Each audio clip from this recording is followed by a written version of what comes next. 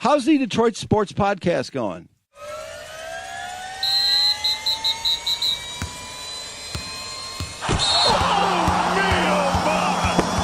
This is the Detroit Sports Podcast Network. Hey everybody, this is Freddie Cohen of ESPN Radio. When I'm not talking about breaking news or breaking news on ESPN Radio, I'm always a fan and listen to the Detroit Sports Podcast, and so should you.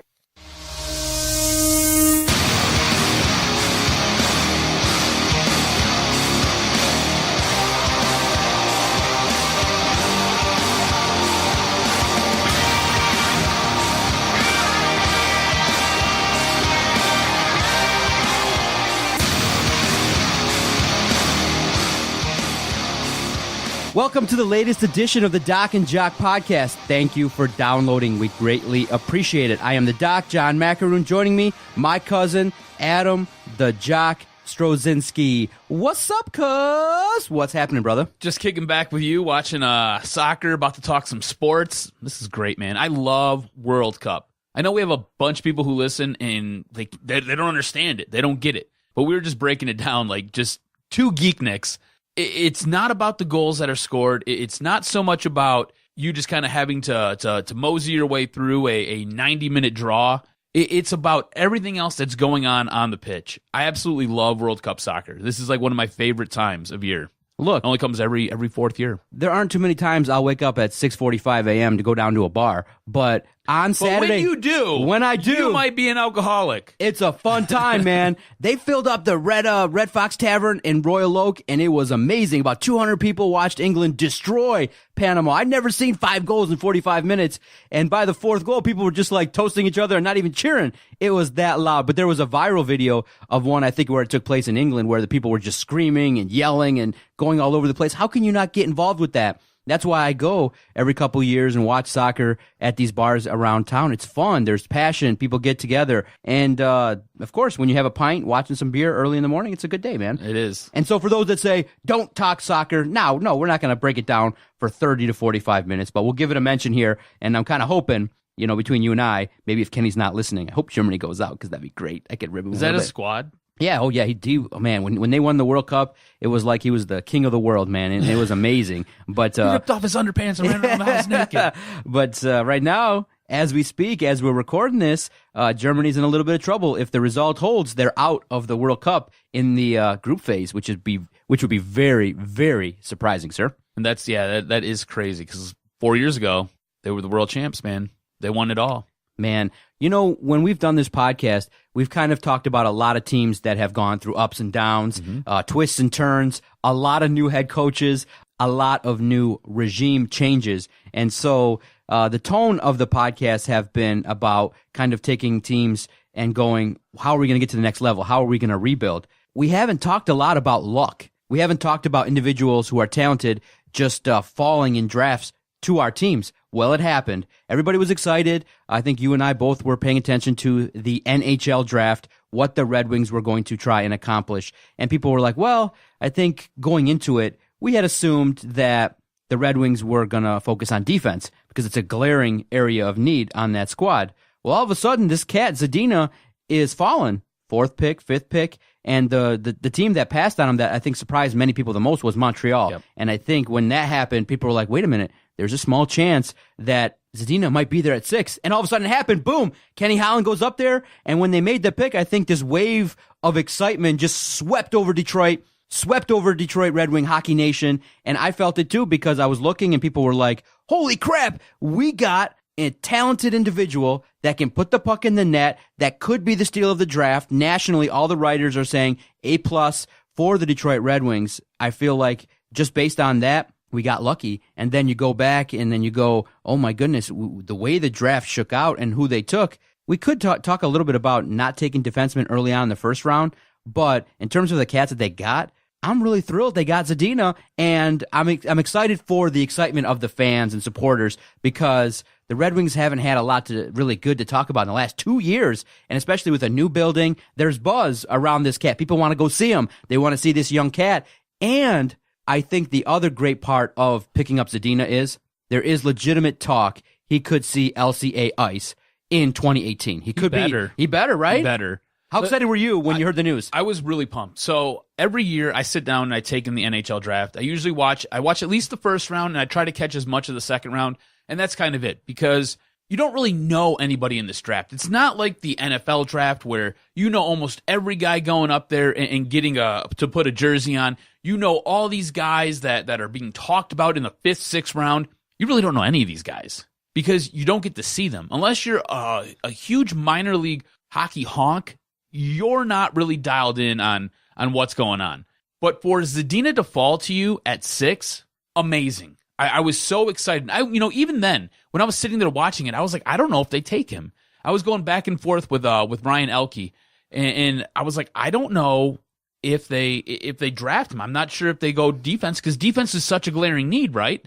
So do you do the smart thing and do you take the guy who was lucky enough to fall to you, or do you stick with your own board and the way you have your own mock drafts playing out, and do you take the need that you have at defense? So Ken Holland did the smart thing. This is the one thing you can say about Ken Holland in this draft. He did the smart thing. He sat there and he took the best player available. I applaud him on it because he didn't just do it with the 6th pick. He did it with the 30th pick. Joseph Veleno, best way I can describe him, and I'm probably going to get murdered for this, but I'm trying to help everybody understand what you have here with this young kid. He reminds me a lot of Steve Yzerman. Not Steve Yzerman when he first broke into the league and he was putting up 30, 40, 50 goal seasons. He reminds me of Steve Yzerman before his knees went, when he would go out there and he would play a great two-way game. That's the one thing you can say about Veleno. Kid is amazing. He can play both ways. He's reliable in the defensive zone. He's reliable offensively. This is a guy who will probably be on your power play 2 lineup. That's how good of a player he is, and he'll probably end up centering your second line. Not this year, probably not next year, but I'd say in 3 years, he'll probably be your second line center. And he is the guy who's going to be on your penalty kill number 1. He'll be that forward who's out there because he's smart. He's gifted with the puck. He makes the right decision. I see Veleno and I see Zadina playing together, and I see them helping each other out. One's going to be feeding the other guy the puck. The other guy's going to be banging it home. What was the talk about why he dropped? I feel like when people started to break it down, they said this guy, Veleno, had a bunch of talent early on in his career, but then as a couple seasons passed, he was on teams that weren't that good. His point production dipped a little bit, and they didn't see the exact progression that they would have maybe thought that he would have accomplished at a certain point in his career. Because, people do have expectations when you see the likes of Austin Matthews, you see the likes of these super talented individuals that, evolve really fast. And so based on that, people kind of soured a little bit on him, but he still has the ability to get better and grow. But I feel like at this point in time, maybe teams felt like he might plateau and maybe not. Maybe his potential might not be as great. But what'd you hear about why he dropped? So when he was 15, he was granted what is called exceptional status, right?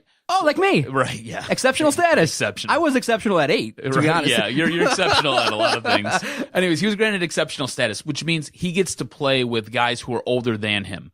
Coming in, he was 15, and this guy is now playing with guys who are 16, 17, 18. He's basically playing with guys who are almost adults. Yeah, playing up, as we say in the travel teams. Exactly. Playing up.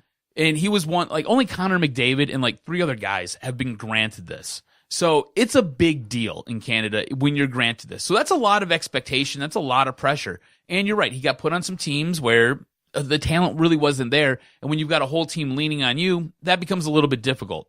I think now he's a little bit more comfortable in his skin. I think he's going to be a difference maker on this team. I could see him, because I'm going to be honest with you, I've soured on Dylan Larkin. I think Dylan Larkin has a role on this team. I think he's going to be a good player. I don't think he's going to be a special player. I think he's going to be a solid. He's going to be a solid contributor, guy. but maybe not Right. top 5 in the NHL. Right. I think this guy, Joseph Veleno, could be a stud on this team. He could be the guy who's going to end up captaining your Red Wings. Maybe not, like I said, this season coming up, not the season after that, probably not even Thursday. But eventually down the line, he could be that guy. You have to realize he would sit there and he'd captain the under 18 Canadian team. I mean, that's high praise right there. That's a smart guy. The biggest issue I had with Ken Holland's draft is probably what he did with the 33rd pick. I didn't understand it. I was kind of confused. Jonathan Bergeron, I felt like it was a little bit of a reach. You had a guy like Brody Wild there, and Brody Wild's got his pluses and his minuses. but you had the ability to go exceptional forward, to go with a really good forward, and then follow that up by going D and D and getting two guys who would be top 4 players, probably not this season, but in a year, maybe 2 years. This is the thing about the NHL draft. You're not going to know what you have for probably 3 years, 4 years. So you could have went D, and both those guys were graded to be first round, mid round picks. I just felt like you kind of stretched it, and you went with a left winger who, by everything that I've read, would probably have been there for you if you'd have came back and you'd picked him up in with your 5th pick. Was there a defenseman that you maybe wanted to take that they did not go for? Because there were some debates you had with people and our supporters on our Twitter page at Detroit Podcast. You had a name that you felt like was a lock to be taken on day 2, but it didn't happen. That was Brody Wild. Brody Wild was the guy that I thought that they were going to come back, and he was just sitting there, and the Wings didn't take him. Now, what makes me, which draws a little bit of concern for me, is he ended up falling. He didn't end up getting picked until the Islanders came aboard, and the Islanders ended up taking him with the 10th pick in the 2nd round. So I wanted him gone with the 2nd pick in the 2nd round. There were 1, 2, 3, there were 8 other guys that went ahead of him, 7 other guys that went ahead of him. So leads me to kind of scratch my head and to start to think, okay, well, what happened here? And it wasn't like it was just forwards that went.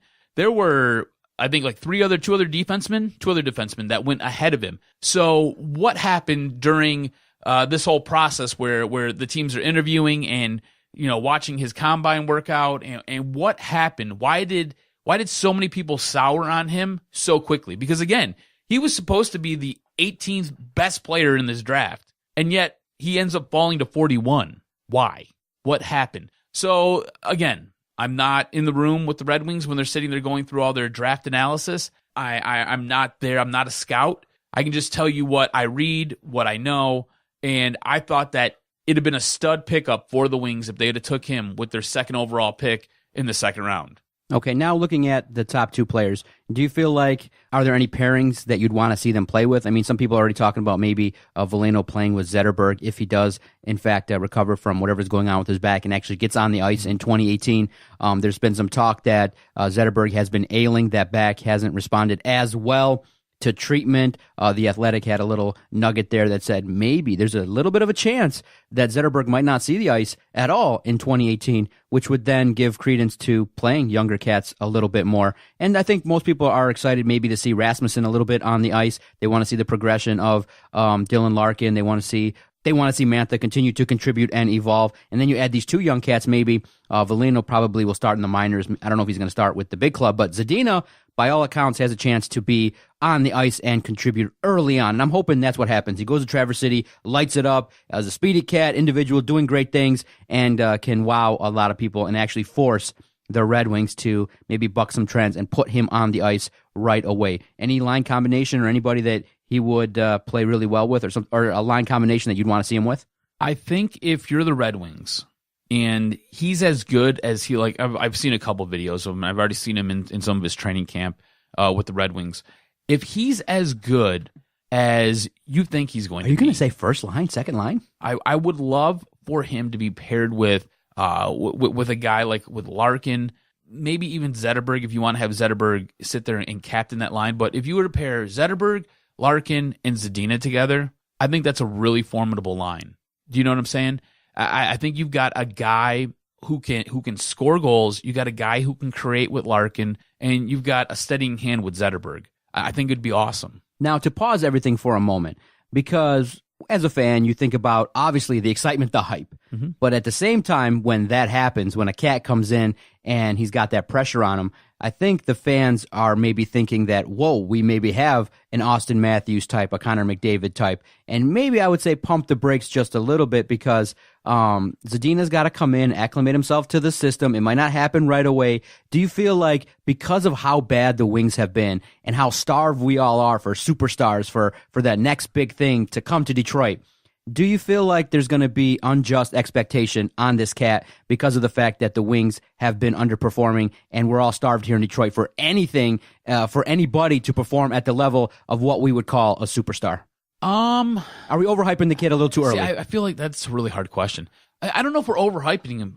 You have to realize Red Wings haven't been in this spot in 18 years? I think 1990 was the last time you got to, 28 years, right? 1990? 28 years. Wow. It's been that long since the Wings have been in this spot to draft a player this high, and yet to have the third best player by everybody's account, third best player fall to you in this draft, that's amazing. I don't know if he's going to be on the likes of, say, a Connor McDavid. I would, if I'm the Wings, you want to go slow with this, right? Because you don't want to put him into a spot where he does buckle underneath the pressure. He does, where he sits there and he falls, and he just feels like he's got to go out there and he's got to do things every single night in, night out.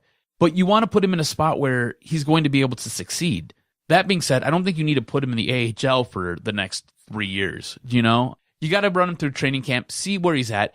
Maybe don't play him on the first line. And, this is just me wishful thinking, just kind of seeing what I see with my own eyes and being like, hey, this would be really cool to see. But I think he should be with the Red Wings this upcoming season. I think he looks talented enough to where he can come on and he can make a difference, whether he be playing on the first, second, or third line. Same thing with Veleno. I think Veleno, by the end of the year, should probably be up with the club. I want to see what the Red Wings are going to do. There's already talk and speculation about who they're looking at for free agents, what they're talking about bringing in, and it's a lot of like old hat guys, like talking about bringing a guy like Filppula back in. He's like, isn't he 34 now? Like, what are we doing? You're going to give him another 6-year contract? Is that what we're talking about? What are you talking about here, Kenny? You just sat there and you hit the ball out of the park with this draft, and now you're going to turn around and you're going to fall back into your same old pattern. You know what I'm saying? Why? Why would you do that? I understand that you need the young guys to, as he says, he likes them over-seasoned. I get it. But when you have a stud and it's time to play that stud, you got to move him up, man. I mean, he's running into issues with this club already because you got a guy like Rasmussen who either has to come up to the big club or he's going to get trapped in the AHL. Like, he's at this point where you can't, or actually, no, he was going to have to stay in the minors. I'm sorry, he's going to stay at the Quebec Major Junior League because he's not old enough to get into the AHL yet. So you're kind of in this weird window where he's got to go. Like, he's got to come up because what are you going to do with him? So I don't know. I'm not sure what Kenny's going to do here. I don't know, man.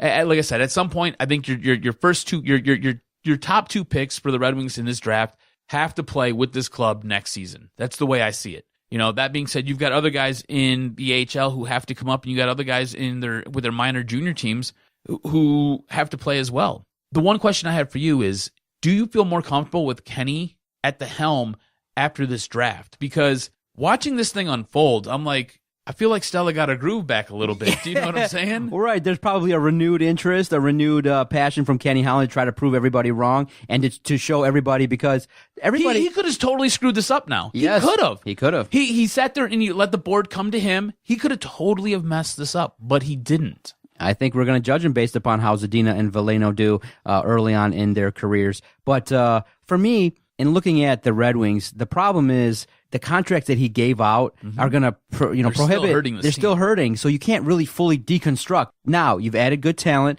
and the Red Wings are poised to do a little bit better, but I don't think they're a 90-point team. I feel like that one of the biggest issues, I don't know if you saw this photo, I saw it, and it was kind of concerning. There's been a photo going around of Jimmy Howard, and he looks like dude is packed down like 30, 40 pounds, and he's looking hefty. Yeah. I've not seen this. Yeah, I'll tell you in the break here, and he looks hefty. But I was talking to Jason about it. One of the key positions for the Red Wings, obviously, is the goaltender. And I feel like, if you want to roll with Jimmy Howard going forward, it's just not really a confidence booster for me. But in the end... Well, what about this? Do you think this team would be better off if they had a season similar to what they had this year? They're not totally in the toilet, right? But they're struggling for wins.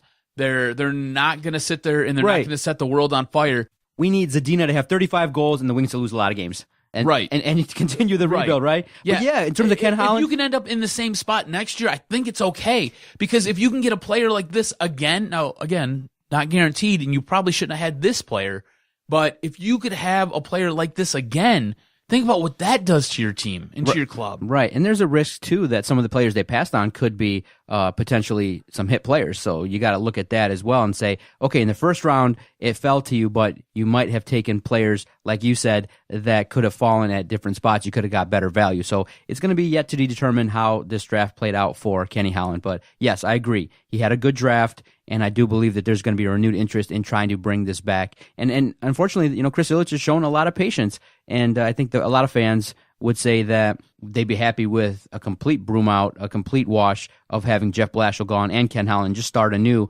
and start kind of a rebuild and a refresh and a rebrand, because Ken Holland kind of represents the old guard and kind of the struggles now too. And he's been around. So some newness I would not be upset if there was some newness going on. But Ken Holland, look, he can do the job, and there is something to be said about stability, and I'm okay with that. And at least from this draft, it was universally praised, and that's a good thing. Whereas, even professional poker players were tweeting about it, all the writers in the NHL, the local media, fans, everybody's like, whoa, we might have, a franchise guy in this Zadina cat, and he's got talent. And if you pair him with other talent, then maybe in 5 or 6 years, we could get back into what we all want, contention. What do you think about Gus Nyquist? Do you think he's gone by the end of this season? Do you think that's the name flipped like Thomas Tatar was? And do you think Ken Holland can get a haul like that?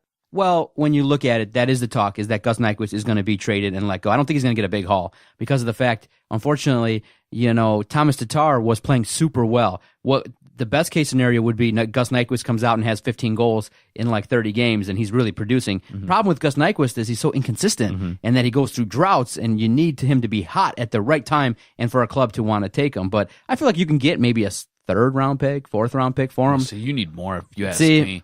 Keep him? Well, I don't know if I'd keep him, but I want more than that. If I'm sending you Nyquist, I need you to send me back a player who can play basically immediately, and then you can send me your 3rd round pick. You know what I'm saying? But I want something like I got for Thomas Tatar. If I got what I got for Thomas Tatar, I should be able to get something comparable for Gus Nyquist. Is just kind of where my mindset is. Especially if you look at what Thomas Tatar did for Vegas. Didn't even produce, really. He was hardly there. Barely even got on the ice, right? He was usually a healthy scratch. So, that's just the way Vegas utilized him. But if I'm trading Gus Nyquist, I want something good. Yes. I need something better in return. Quick World Cup update. South Korea scored. Germany is about to be eliminated in the next minute. In our time of recording this podcast, the defending champion has to score twice in 2 minutes for them to stave off elimination. Germany about to go down. Maybe we'll lob a call quickly here to Kenny and see how he feels. Reaction. Mexico is going to advance. All the Mexicans love South Koreans, the new best friends, because as a result of that, Mexico will advance. Germany will be eliminated. Insane. Now, the fun part about the summer is it lends to different kind of talks from all kind of podcasts in terms of, their personal lives, other stuff going on in different leagues. LeBron Watch in the NBA has taken everybody by storm. Kawhi Leonard, the draft happened for the NHL and the NBA. People are diving into some new stuff there, as well as always peeking into the NFL in terms of roster moves and things like that. But also, too, people say it's the slow time. I feel like it's a time that we've ramped up in the last 2 weeks in terms of other type of discussions that you can have on podcasts that makes it fun, in that you can compare eras. You can compare players, meaning that I'm surprised I haven't heard more talk about, some comparisons like we had regarding on the Tigers podcast. Look, you're Casey Mize. You're the number 1 pick, and you got overshadowed by a 6th pick. Isn't that kind of interesting there? Who's going to be, is there going to be a little bit of competition as to who's going to take over Detroit? Will it be Casey Mize, number 1 overall pick in the entire Major League Baseball draft? Is it going to be Zadina? Who's going to perform well in their career? As well as this next discussion we're going to have, and I'm curious to get your sense because I feel like you're going to go with the supporters when I put out the poll question on our Twitter page. I feel like it's a fun time in the summer to throw out these kind of comparisons like the Freep did in terms of their greatest of all time tournament, where they're ranking and they're doing a bracket style thing for all the Red Wings, all the great Red Wings, all the great Lions, Pistons, and they're doing a bracket style tournament to determine the greatest of all time for each organization. And I felt like, what an easy way to piggyback off of what the Free Press said and ask you the question, because you've seen both eras. You and I had the opportunity to watch and see how their careers evolved. But I'm curious to get your sense based on their careers and who would be better. Who would you rank as the better hockey player? Captain Steve Yzerman or former captain Nick Lidstrom? Now, is this, and of course I have to make it difficult because that's what I do. Now, is this best player for their position? Overall, is this best player for their team and what they meant? Couple Because parts. It's a little bit different. Couple parts, meaning that if those two guys are available, you're the general manager, you got the first pick, and you got to go up there and give a card to the commissioner and say, I want either Steve Yzerman or Nick Lidstrom. Which name do you write on the card, and who would you take? Who's the better hockey player? Who would you want? And I can tell you how the supporters voted. It was 60-40 in favor of Steve Yzerman as being the better hockey player. Now, those forum obviously saw Steve Yzerman, great player, then evolved into a great two-way player. Then you had those that said Nick Lidstrom is arguably the best defenseman at his position. He made it look so easy, and that qualifies him to be better than Steve Yzerman because he was an all-time great defenseman. So it's a tough question, and it's a really good one. It's a really tough So question. who's the better hockey player, Steve Yzerman or Nick Lidstrom? Let's go. Now, I don't think you can lose either way, all right? And Nicky was probably and arguably the best defenseman to ever play, right? I mean, he's at least top three. Now, Steve Yzerman is not a top three forward in the NHL ever. He's just not. The thing about Steve Yzerman is it's the intangibles with that guy. And this is why I'm going to go Steve Yzerman.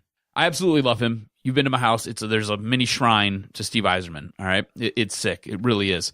He was my favorite player as a child growing up, so I think maybe I'm a little bit skewed and a little bit biased here. But to have a guy who can come into the league and score 45, 50 goals a season, and then to watch him evolve his game to become one of the best two-way defensive players in all of the league, and then to be able to lead a team through some of the roughest times. I mean, you got to remember, this guy was on the verge of going to Ottawa for Daniel Alfredsson. On the verge of it. Scotty Bowman almost pulled the trigger here and sent this guy. The fans erupted with an ovation to sit there and say, hell no, Scotty, you ain't sending him. We love this guy. He's part of the fabric of the city. To watch him take his game from one place to another place and to do it underneath the pressure of never winning a Stanley Cup, always getting close but always failing, and then finally breaking through, and to be the guy who was the cornerstone of an organization that was absolutely abysmal. Absolutely abysmal. Like, I was alive during the Dead Wings era. All right, I was alive when they were giving you a car if you came and you just kind of viewed them for a little bit. He was the foundation. He was the fundamental piece that helped this organization get to a place where it eventually became a dynasty. All right, and yeah, it's kind of fallen on hard times now, but he was the foundational piece that everything was built upon. It was his back and it was his labor, and that's probably why his knees ended up going later on in his career. That's a lot of weight to hold up. But it's going to be Steve Yzerman for me because he has done so much and he has meant so much to not just the Red Wings organization, but to me personally. On top of that, he has gone on to be one of the best general managers in the National Hockey League. So he's done it as a player, he's done it as a captain, and he's done it as a general manager in the front office. No, that's why it's a fun talk. Yeah, because you're absolutely right. I'm not going to debate you. You could argue Nick Lidstrom because of the fact he was an awesome defenseman. You can't lose. You really can't. A great European captain and an individual who won the Stanley Cup. I think one of the first European-born captains to hoist the Stanley Cup, and he did a great job. That he went out there and just made it look easy, cool as a cucumber, and just made the position look easy. Always in the right spot defensively. Always a great teammate and a guy that we were lucky to watch develop and really became, one of the leaders of the Swedish, elite. And it was amazing to see both guys in their careers and things like that. So it's really great that both guys too started their careers and finished their careers with the Red Wings. And so that's an epic thing to talk about. And that's what it's fun to talk about. The side that said Nick Lidstrom will say, well, you know what? Steve Yzerman early on was just a one-dimensional player and that he needed, to get his ass chewed out a lot by Scotty Bowman. He maybe needed that, and maybe it was all a ploy psychologically from Scotty Bowman to say, look, yeah, you've been the captain, but like anybody else, you're not above being talked about in trades. And I don't think, honestly, if you ever talked to Scotty Bowman and said, could you have ever pulled the trigger? I think he did it to motivate Steve Yzerman to become that two-way player and say, look, if you're not going to do what I say, then there's a chance you might not be here. And that was all of that a guy like Steve Yzerman needed. He didn't become a malcontent. He didn't cry in the media. He became that unbelievable two-way player. And, we got the fruits of to see that, and that was really awesome. Yeah. You can't go wrong, man. Yeah. I mean, honestly. You got two guys who are Hall of Fame players, and we're discussing which one's better. They were both great. They were both absolutely great. Just in my eyes, again, I'm biased. Right. I'm totally biased. And we'll continue the debate, too, because we had a bigger one, too, because, there are other organizations who have been futile, and we'll compare them, too, in the second half of the podcast. People did come out and respond heavily because there's a lot of layers to it in regards to the Pistons owner and the Detroit Lions ownership group, and talking about who has been more futile, and it's going to be fun to talk about in the next segment. But I'm going to try and lob a call to Kenny because as we speak right now, in the middle of this recording, Germany officially eliminated for the first time ever in the group stage. Mexico and Sweden advanced from the group. Germany eliminated South Korea with a massive upset. Massive. I'm talking about in the world stage, nobody expected South Korea to defeat Germany. And let's see if Kenny's going to be alive and kicking here. Because we got to rub it in, too. It's his country. Let's see if he answers. If not, we're going to leave him a fun voicemail. Why not be like, oh, tough times. They'll be like, wait, I never call him. This isn't going to help his recovery. No, it's not. He won't answer because he knows. I never call him. But we can leave him a nice voice message. Oh, poor Kenny.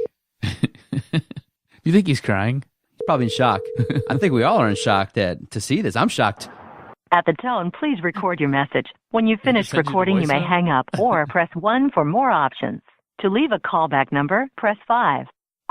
This is Doc from the Detroit Sports Podcast Network. We are live recording, and we're just calling to do a welfare check on a Mr. Kenneth Franzel as a result in the World Cup. A certain country by the name of Germany has been eliminated in an epic upset fashion, losing, not drawing, losing to the country of South Korea. So if you're interested, you can dial us back at the number that just called you, and we can get your live reaction as we're recording our Doc and Jock podcast. But I'm sorry, cuz. I'm sorry that your team is not advancing for the first time ever. The World Cup reign for Germany is over. Mexico and Sweden from the group in probably a big surprise. As well, here from the network, we wish you a speedy recovery. Yeah, Kenny, I'm pretty sure this isn't helping the recovery. I hope you're doing well. Give us a call back. I'd like to know what the hell happened to Germany in this World Cup. Peace. All right, let's take our first time out. We'll come back, and we'll definitely talk about the futility of some other organizations around town. You're listening to Doc and Jock on the Detroit Sports Podcast Network.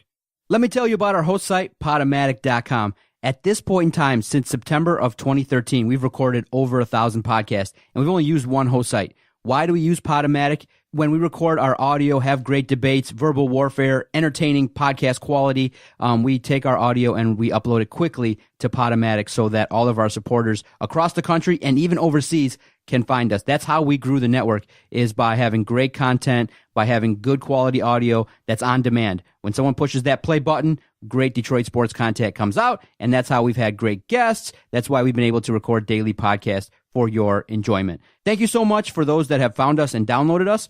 If you're looking to start a brand new podcast, a brand new project, we're going to recommend one host site alone, Podomatic.com. Advantage Shore Professional Baseball League invites you to a summer of food, fun, and baseball. The week starts with Thirsty Thursday, where drink specials abound. Each and every Friday presents Fireworks Spectacular. Saturdays feature live band entertainment for that concert-like experience. Sunday fun days are for the kids with their favorite cartoon characters and superheroes.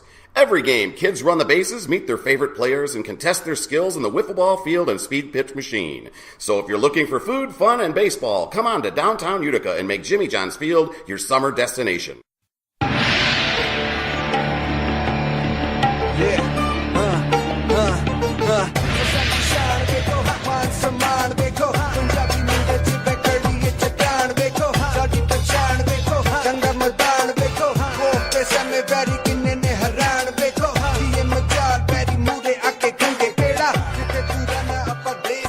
Because imagine, you're there, you're an owner, you announce the hiring of a new coach, and the media's all there, and one of the questions from one of the established columnists is there a disconnect between you and the fans? Like, how long are you going to build this practice facility? Is it going to take forever? And it's like, dude, we kind of have announced the timeline. We know we're practicing in Auburn Hills. We're building a multi-million-dollar facility a block away, and you got to be answering questions about the fact that based on how you've acted, people have kind of formulated judgments, calling you kind of an addict, kind of calling you an individual that, you know, is partying too much.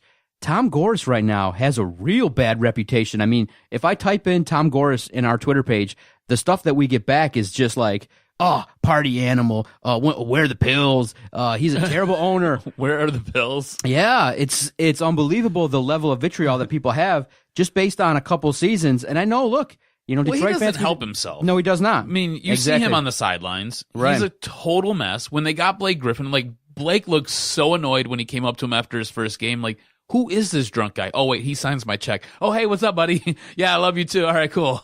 Do you know what I'm saying? I mean, he's a hot mess. Right, and so is he to the level of being a hot mess worse than the Ford family? Well, according to the poll, deadlocked with 466 votes. The question was, who has performed worse as owner of a Detroit sports team? And I have two options, Tom Gores and the Ford family. Split exactly down the middle, 50% Tom Gores, 50% Ford family. Those that said the Ford family said, look, they just got the length of futility. One playoff win since the 50s, just so many terrible decisions, the whole Millen era.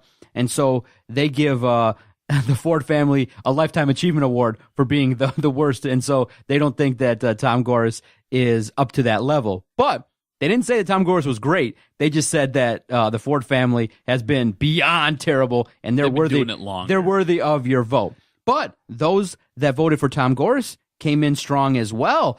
That's why I love our Twitter page and the support that we get. Dude, our Twitter followers are exceptional. Yes, great. You guys are awesome. Yes, the debates, the vitriol, even calling out Adam for basic takes, telling him, yeah, no kidding, the Wings are looking for a defenseman. Yeah. Thanks for the hot take there, buddy. That's cool. They totally went the other way. Yeah. Totally didn't do what I thought they were going to do. So that was fun. So it was a hot take. That was great, too, to see those that call us out for what we do. And that's fun. We like it. Look, if you think that we say anything that you don't like, message us. If Doc is flip-flopping according to some, feel free. We read it all. We don't block anybody. We like it. Critiques. Got his swim trunks on and his flippy floppies.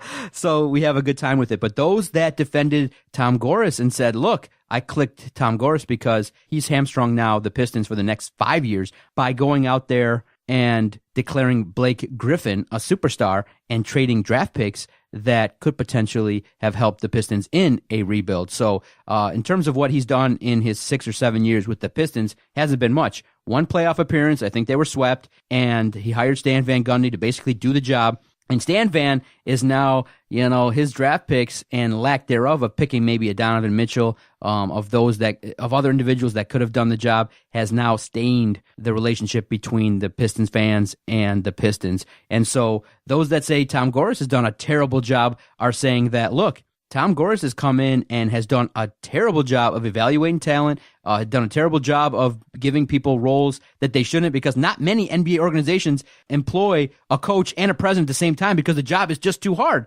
And people view Tom Gores as just a business guy who tripled his money, and they don't view him as a quality owner at all. And the biggest complaint that people have is at least Martha Ford stands there with her glasses on during games. Tom Gores shows up 4 times a year, and when he is, he's looking like it's showing up to the LCA club and partying it down. And so that's the biggest disconnect, in my opinion, is that people want to see their owner, and I don't think Detroiters like their owner being in LA running his business. Now, for me, I don't mind it because he's a state guy and he's got $1 billion and he made $700 million on the deal. So in the end, you're so simple. That's wow, what a great investment. But the part that I would definitely critique Tom Gores on, I would say, is look, when you talk about the Pistons, you got to be showing up a little bit more. Maybe not 5 times, maybe like 15 times. Show up to at least half the games. You got a private jet, so there should be no limits for you to show up. And I think that's the biggest disconnect, is people don't see the owner and they go, when we see you, you're acting like a fool. So, and that's why 50% of the supporters clicked on Tom Gores. So I'll put it to you. Who has performed worse? If you were tasked with clicking on Tom Gores or the Ford family, who has done worse? I'd love to click both of those like at the same time repeatedly. This is a really difficult question because I want to go yay for both, but here's the thing. Ford family now, and that includes Martha's reign, and it includes Mr. Ford's reign as well. And Mr. Ford's reign is what really screwed up the Ford family with this question, right? Because I think Martha has done a very good job since she's taken over. She realized she might have been a little bit in over her head, but she went out and she hired guys to be able to do the job that she needs them to do, right? She understood that, hey, I don't have the best eye for hiring a football coach. I don't have the best eye for keeping the books in line. She went out and she got people to do that for her. And she went to the league because the league has resources and said, hey, You guys got to hook me up. I need a little bit of help here. On top of that, she came in and she cleaned house immediately. Immediately. Something that Lions fans wanted an owner of the Fords to do since day one. Wanted somebody to come in there and say, hey, you know what? We've got crap management up at the top. Let's broom them out. She did that. She did that. I think it was her first, maybe her second week of owning this team, showing that she didn't play around. She ruled with an iron fist, and it's going to be her way. So I think with the Ford family legacy, she's doing a lot to kind of curve that result. And I think that's probably why Tom Gores ended up kind of taking the lead here. Now with Tom Gores, the one thing you can say about Tom Gores, I don't think he had any idea what he was doing when he took over a basketball team. He had no clue. I think he thought it was just going to be like any other venture capital project that he's owned in the past. Absolutely. And I think he learned initially by putting Stan Van in charge of being the president and the head coach, like, I made a huge mistake. I think he went out there and he got a guy who he thought knew the landscape of the NBA. And I think he put too much trust in too much, too much say-so in his hands. So Tom has now, after basically damning this team for the next 3-4 years, has come back into it and said, you know what? I've got to do things a little bit differently. Tom Gores goes out, and any guy that Tom Gores wants, Tom Gores gets. I don't know if you realize that or not. Tom Gores wanted Dwayne Casey. Got him. Yep. He wanted Stan Van Gundy. Got him. He wanted Ed Stefanski. Got him. Ed Stefanski wanted a whole bunch of other guys. Guess what? Got him. They wanted Malik Rose. Malik Rose is your new general manager. Whether Assistant you realize general manager, I think. That's going to be the guy who's going to be the acting general manager of this team. Yep. Maybe not this season, but in a season or two to come. Ed Stefanski wants to sit there and groom the general manager for this team. Malik Rose is that guy. That was the guy who it was reported to be 3 weeks ago, and look at who it is now. Do you know what I'm saying? So whoever Tom Gores wants, he gets. So whether it be money's the bottom line, the motivating factor to get the guy that they want, or whether it be promising them something or another, Tom Gores goes out and he pinpoints the guy that he wants, and he goes and gets them. So that needs to be taken into account here. He does not mess around. Now, he does mess around when he shows up to the games, and he's wearing a deep plunging V-neck, and he's got all kinds of chest hair hanging out, and he's hammered, and he's trying to throw a T-shirt into the stands, and he's hugging and kissing on Blake Griffin his very first game. Like, we won, I love you. And the next thing you know, you end up losing like 6 games straight, and your season goes into the dumpster. If you have to include Mr. Ford's time owning the team, it's got to be the Ford family.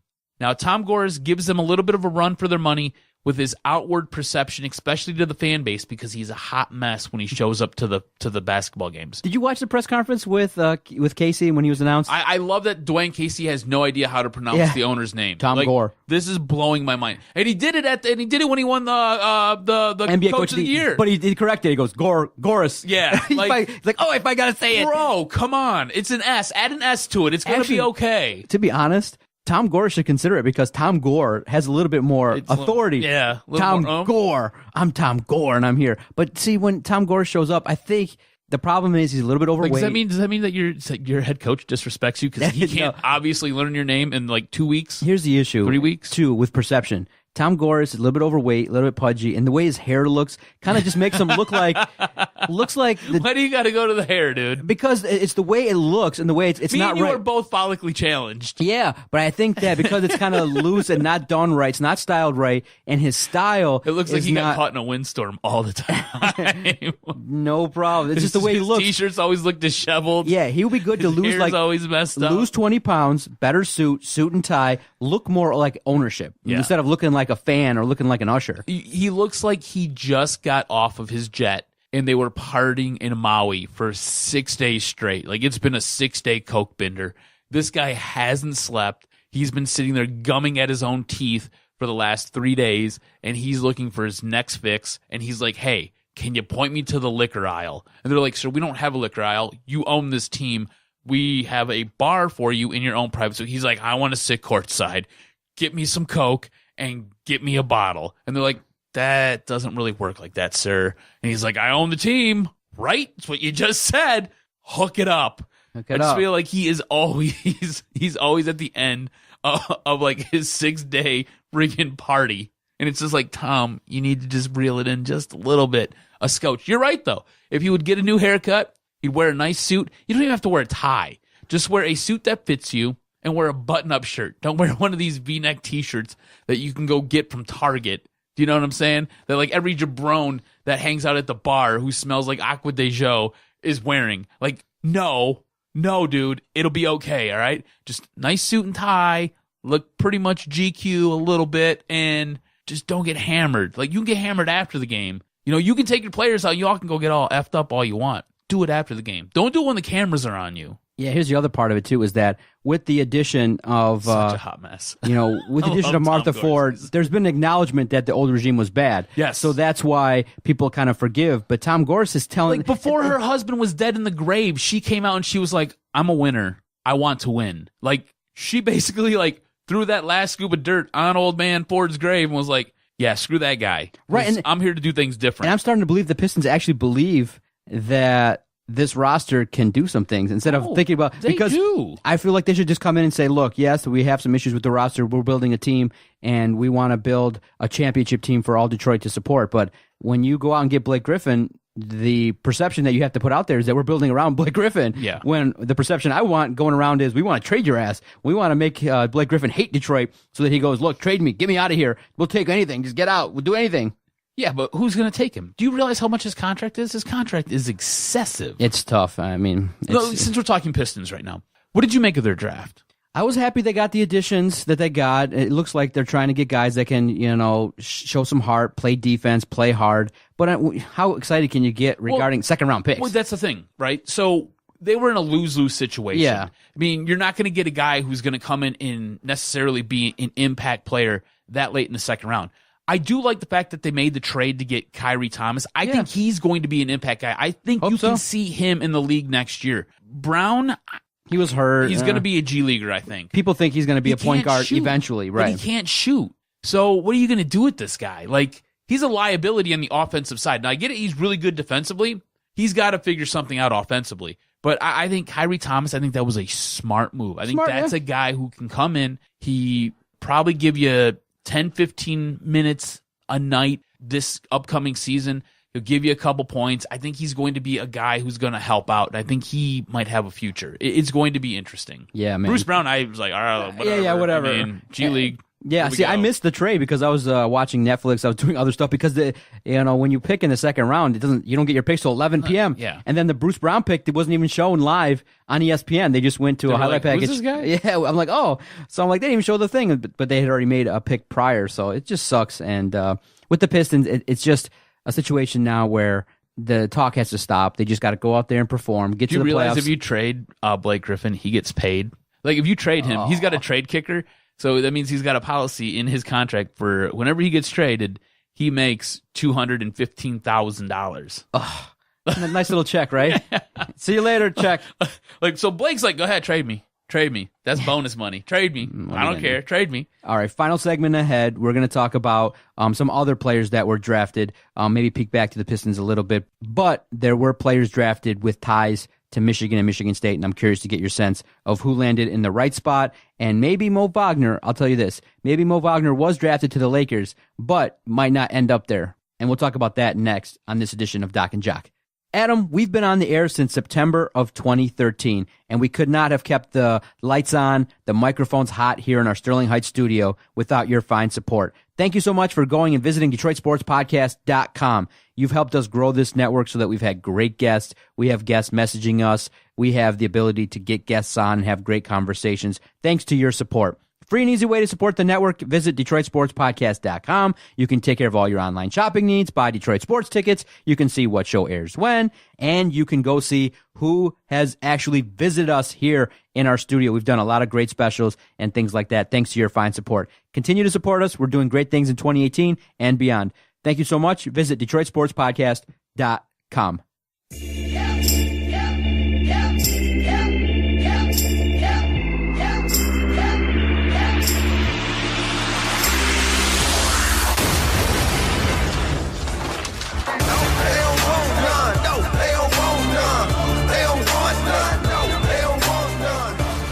We were all wondering where Miles Bridges, Jaren Jackson Jr., and Mo Wagner would end up.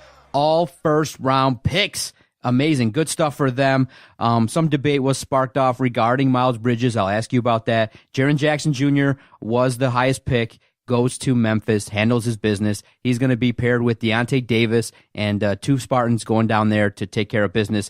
Bridges drafted by the Clippers, does not stay there. He gets traded because the Clippers really needed a point guard. So they ship him off to Charlotte, and working with Michael Jordan and that organization should help out Miles Bridges. Mo Wagner might have been a surprise pick for the Lakers, but he gets drafted, I think, 25th by the Los Angeles Lakers. All good spots, I think, for these individuals. When we look at these guys coming into the league, most people, when we look at it, have said that Jaren Jackson probably has the highest ceiling to be the best player of the bunch, but right now the best player is Miles Bridges and ready to go, and I feel like he's ready to chomp at the bit, and I feel like he's ready, he's chomping at the bit to be successful and to prove people wrong. The first talking point is people kind of felt, well, he got drafted 12th, he was traded, you know what? Had he gone out last year, there was some talk that maybe he could be a top 5 pick, so does that make it a mistake?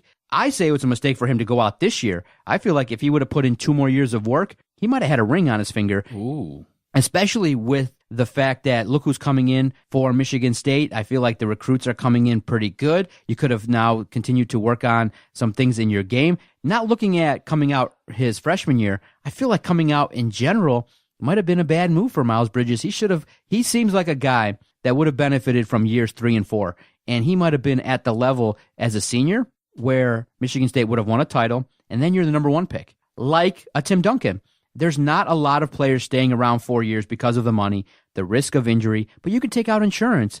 I feel like based on him being drafted 12th, it's a lottery pick. I'm not knocking it. I'm not saying that he's an individual that has hurt himself. He's going to get some money, but in terms of where he could have gone, I feel like his game could have improved to a big level where at least you beat Michigan, you go far in a tournament, you are able to hone in on your skills so that you can get a big contract now and later. Now Miles Bridges, where he's going, it might be a little tough to kind of get your name in the papers there. He's got to do some things with some expectations with not a lot of great talent around him, whereas I know if you're the first pick, you might go to an awful team, but I feel like his game would have benefited from staying in college. It's not a mistake, but I feel like he could have done a lot better for himself. He could have been the number 1 overall pick in a year or two. So, I find this to be fascinating. This is one of the reasons why I love doing this podcast with you, because you have such a different perspective on sports, and especially guys from Michigan State. Because I'll be honest with you, I like Michigan State. I'm not as invested as you are. You're totally invested in these guys.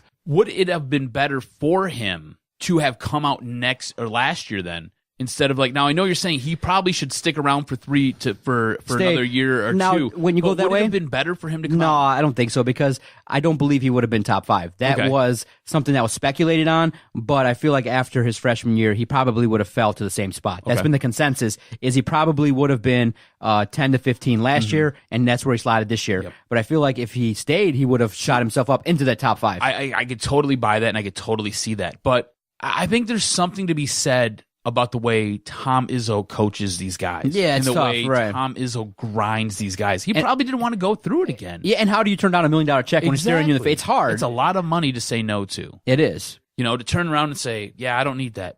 Especially when, you have to remember, his mom just got caught up in taking a dinner from an agent. So it was a really rough season, especially for all those Michigan State basketball players. It was probably the best time for him to get out. I understand what you're saying. Maybe stay another year or 2, develop a little bit more, work on those things that obviously became gigantic holes in your game that got magnified this season. That was the thing. If he would have came out last year, all those holes in his game that we've seen this year, those didn't appear last year. Nobody knew about those. He was really a one-dimensional player a year ago, but the things that he did so well with that one dimension were outstanding. And everybody's like, oh my God, he's so good. Could you just imagine? He comes back this year, and all of a sudden, that one dimension that he has gets magnified, because it's like, well, why can't you do other things better? Why aren't you doing this better? Why aren't you doing that better? And that's kind of what caused his stock to fall a little bit. So I totally get what you're saying, and I hear you on it, but there was a lot of pressure on Miles Bridges last year, not just from the program, but everything that went along with going to Michigan State last year. It's absolutely bananas. So what do you think about Bridges and where he ended up in Mo Wagner with the Lakers? I think Wagner, out of all these guys, out of Jaren Jackson Jr., Miles Bridges, and Mo Wagner, I think Mo Wagner landed in the best spot possible. If he stays with the Lakers. If he stays with the Lakers. Now, things could happen, and LeBron watch is like a 24-hour thing right now. Everybody's wondering where LeBron's going, what's going to happen. You have to remember, too, Kawhi Leonard wants a trade, so he wants to go to the Lakers. And there's mounting pressure. I think Stephen A. Smith just did some hot take on ESPN about how there's mounting pressure for the Lakers to trade for Kawhi Leonard. If Mo Wagner can stay there and Kawhi comes, he's definitely in the best spot. I don't know, though. I think when all is said and done, Mo is going to end up in the best spot out of the three of these guys because Jaren Jackson's got a lot of pressure. He's a fourth pick overall going to Memphis. Memphis isn't very good. I don't know if you know this. Memphis hasn't been very good for a while now. So good luck with that. I mean, I understand his ceiling is the highest out of all these guys, but he's in a really rough spot. We've already discussed Miles Bridges. It's going to be he's got a little bit of work to do. But Mo could really take over. I could see Mo playing quite a bit this year and being very effective. And I could see him getting traded. I could see him being part of a package to bring Kawhi Leonard in. And if that's the case, you're going to San Antonio? You mean to tell me you're going to go to San Antonio? Hells yeah. So in the end, Mo Wagner ended up in the best spot possible. Yeah. Let's just be honest about this. Yeah. I mean, whether he stays with the Lakers or he gets sent over to San Antonio, you tell me. You know what I'm saying? Right. If he stays with the Lakers, it's good for him. He gets guaranteed money. He has an opportunity to produce, and he can evolve that game, and he can shoot the three. And if he gets traded to San Antonio, you're going underneath the tutelage of Greg Popovich. And nothing wrong with that, right? And you're probably gonna ride the pine just a little bit, but he will utilize you, and he will help make you a better player overall. Yeah. So I think Mo hit the lotto here. And were you shocked that he went 25? I thought for sure he was a second-round guy. That's what I thought, too. And then he gets called at 25. I almost fell out of my chair. Yeah, you know what? He wowed when you read his stock was going up. So I thought maybe he could go to maybe the Warriors maybe later in the draft. But I thought that had been the perfect spot for him. Exactly. And so I thought that maybe he would sneak into the first round. But 25th was surprising. He was very excited, and it was good for him. You know what? When you do stuff in the NCAA tournament, remember, a guy that was projected to go in the late second round has shot himself all the way up to the first round. Maybe a guy that was drafted 12th could have been drafted first overall and things like that. But it didn't work out for Miles Bridges that way. I think, going to Charlotte will help him, at least working with Michael Jordan in terms of competitiveness and getting at least the most out of his talent. But you know what? If you ask me which player will leave in free agency, it'd probably be Miles Bridges. Mm-hmm. I think that Jaren Jackson might have a chance there with some talent around him to kind of lay some foundation. Whereas Charlotte, you don't see too many careers blossoming in Charlotte.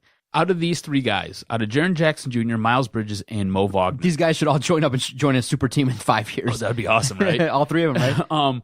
Which one of these guys has the best shot to win Rookie of the Year? I would say Jaren Jackson. Yeah. I think he's going to be given a lot of opportunity on the floor. He'll be given a chance, but I don't think he's, I think he's a distant 6th to 10th in terms of the best player in that draft. I think a lot of players dropped that probably are going to do some things too, that are going to have some things to prove. Jaren Jackson, I think, was drafted for potential. I don't see him producing at the highest level. It'd be great if he averaged like 12 to 15 points his rookie season. Yeah, I agree with you 100%. I think he has the highest upside. Yep. He needs to tack on a little bit of weight. Yep. He needs to fill out a little bit more. And he does have some things that he has to work on. You're right. He was drafted purely on potential and what he could be. And that being said, I think he's going to get time to play. I think he's probably going to get more time to play than both Miles Bridges and Mo Wagner. So out of the three of them, he probably has the greatest chance to win Rookie of the Year. But you're right. This draft class was pretty loaded.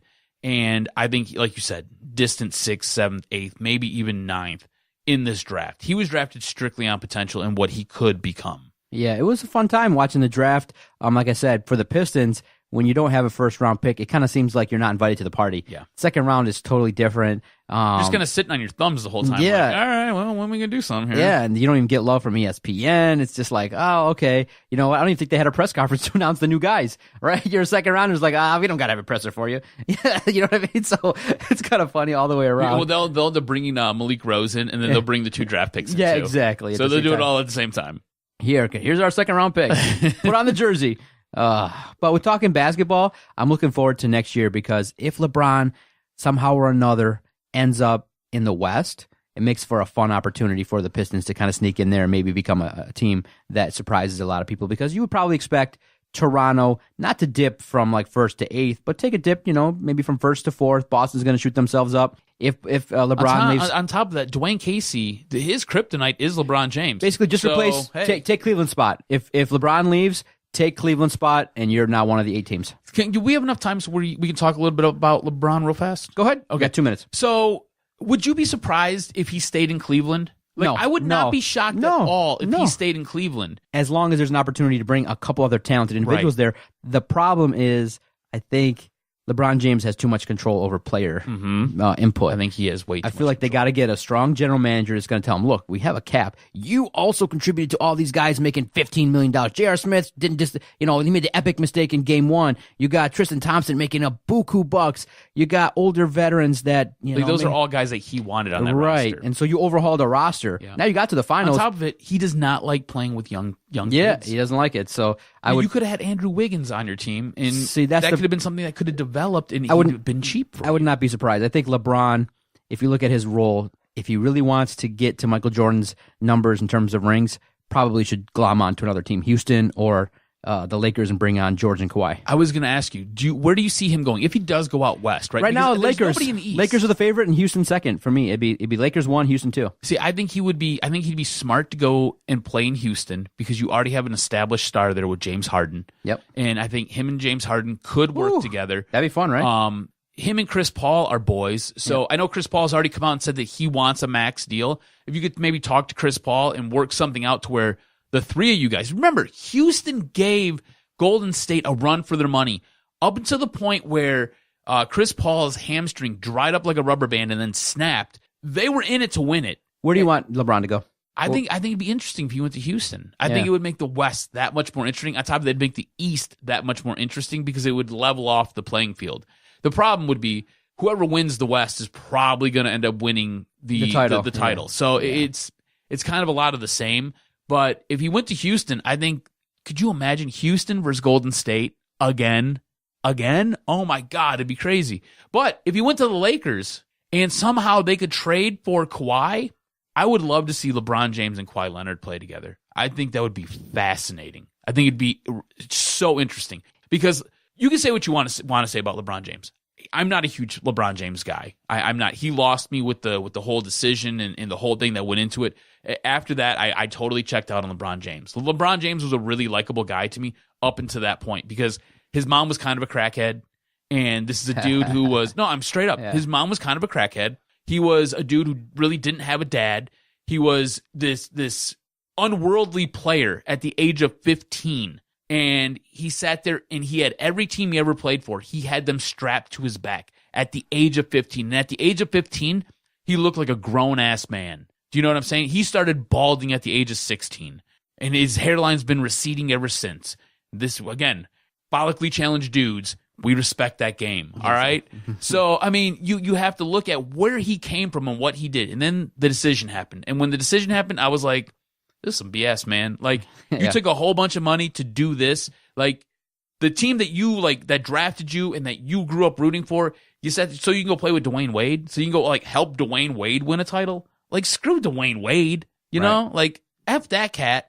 And then after that, you had not 1, not 2, not 3. We talking 7 titles. Bro, like, you didn't have to do all that, and that was all televised. And I get it. It was a little bit out of his control, but after all that, I really soured on LeBron James. But if you can get LeBron James in L.A.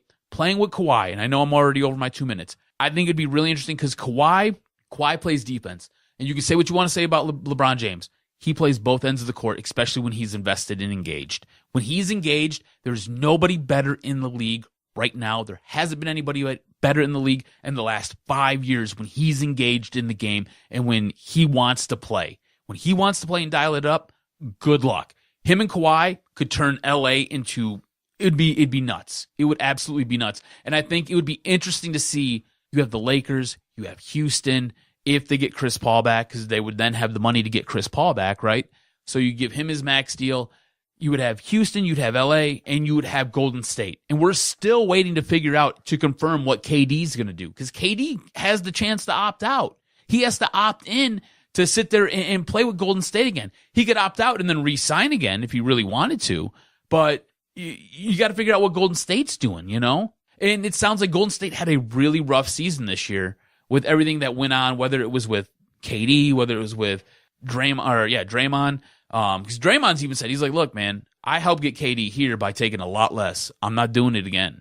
Like, I got to do me now, you know? And what are you going to do with Klay Thompson? You know, I mean, so there's so much going on with Golden State. It's like drama just building. This is the best part of the NBA. The NBA is off-season, right? Filled with drama all the time. Yes, sir. All the time. I mean, shoot, man, I just sat there and opined for 6 minutes about a hypothetical. Let's see what happens. It's going to be fun to peek into. Definitely, we will peek into it here on the podcast as well. For the Jock, Adam Strozinski, I am the Doc, John Macroon. Thank you for tuning in, and thank you for tuning in next week. We'll be on the air. Don't worry. We'll be on the air for next week's show. We'll make it happen. Don't worry about it. That's right. Go Wings. I like how you just went ham on Tom Gores. Yeah. Like, if I think it, then fans think it. That's what it is. He shows up looking like a mess. Yeah. That's what it is. That's the reason. Oh, that's funny. All right, we'll keep it like 10 minutes. All right, 5, 4, 3, 2, 1. This was locker room talk. Second dick. Sorry, Detroit. Didn't quite work out. And all I can say is Detroit Sports Podcast scores. I have voices in my head. They counsel me. They understand. They talk to me.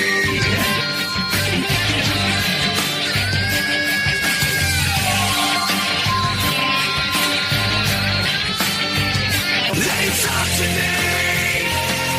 They tell me things that I will do. They show me things I'll do.